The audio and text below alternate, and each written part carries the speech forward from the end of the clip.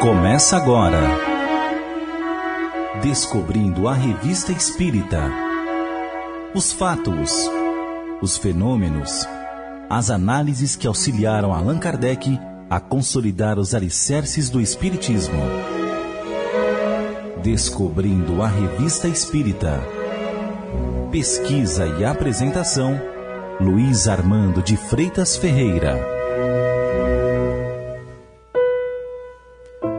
A interpretação de muitas pessoas, inclusive religiões e seitas, sobre fatos inabituais na realidade em que vivemos, ainda é que se trata de milagres pertencentes ao campo do sobrenatural.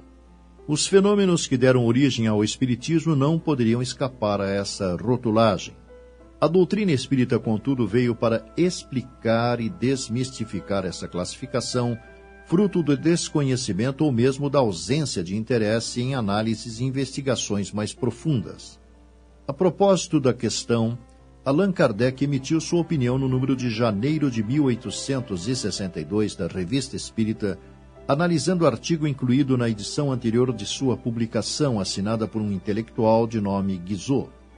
Entre outras ponderações, escreveu ele: sobre este, como sobre outros pontos de vista, importa-nos entendamos quanto às palavras. Em acepção própria, sobrenatural significa o que está acima da natureza, fora das leis da natureza. O sobrenatural propriamente dito não estaria submetido a leis. É uma exceção, uma derogação das leis que regem a criação. Numa palavra, é sinônimo de milagre. No sentido próprio, esses dois vocábulos passaram à linguagem figurada, servindo para designar tudo quanto seja extraordinário, surpreendente, insólito.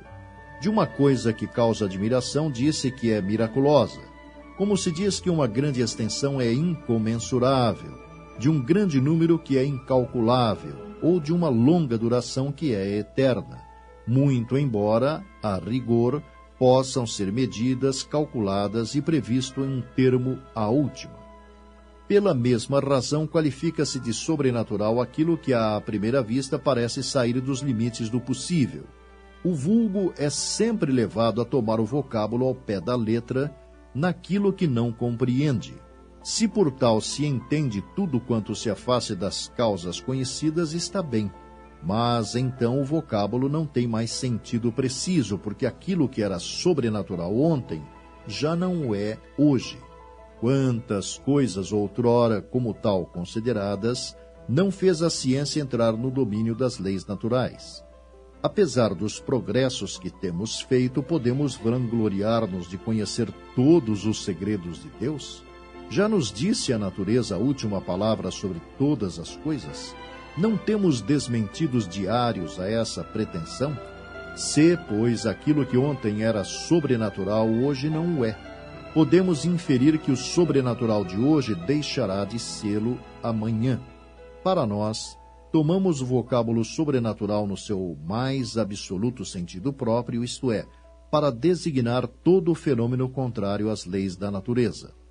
O caráter do fato natural ou miraculoso é de seu excepcional.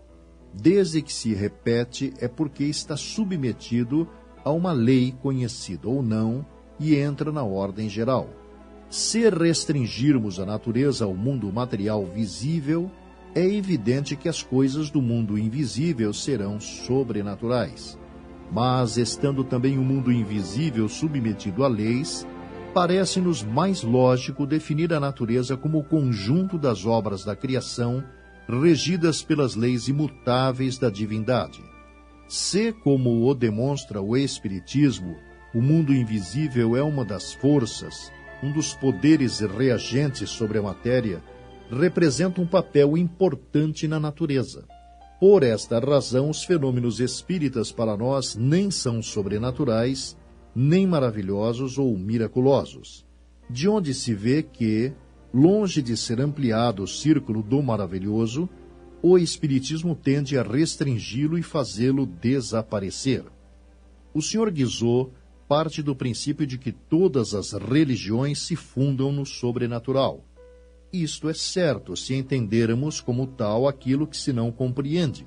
Se, porém, remontarmos ao estado dos conhecimentos humanos na época da fundação de cada religião conhecida, veremos quão limitado era o saber humano em astronomia, física, química, geologia, fisiologia. Se nos tempos modernos um bom número de fenômenos já perfeitamente conhecidos e explicados passavam por maravilhosos, com mais forte razão assim deveria ser em tempos remotos. Acrescentemos que a linguagem figurada, simbólica e alegórica em uso entre os povos do Oriente naturalmente se prestava às ficções, cujo verdadeiro sentido a ignorância não era capaz de descobrir. Acrescentemos ainda que os fundadores das religiões, homens superiores à craveira comum, conhecendo muito mais, tiveram que impressionar as massas, cercando-se de um prestígio sobre-humano, enquanto certos ambiciosos puderam explorar a credulidade. Dirão que a religião se apoia sobre muitos outros fatos que nem são explicados, nem explicáveis. Inexplicados, sim. Inexplicáveis é outra questão. Sabemos que descobertas e que conhecimentos estão reservados ao futuro? O ceticismo de muita gente não tem outra fonte senão a impossibilidade para eles de tais fatos excepcionais. Negando a base sobre que se apoiam, negam tudo o mais.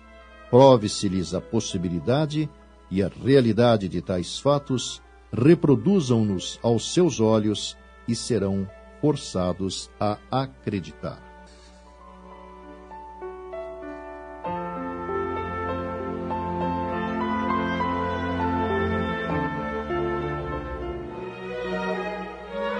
Você ouviu Descobrindo a Revista Espírita. Pesquisa e apresentação, Luiz Armando de Freitas Ferreira.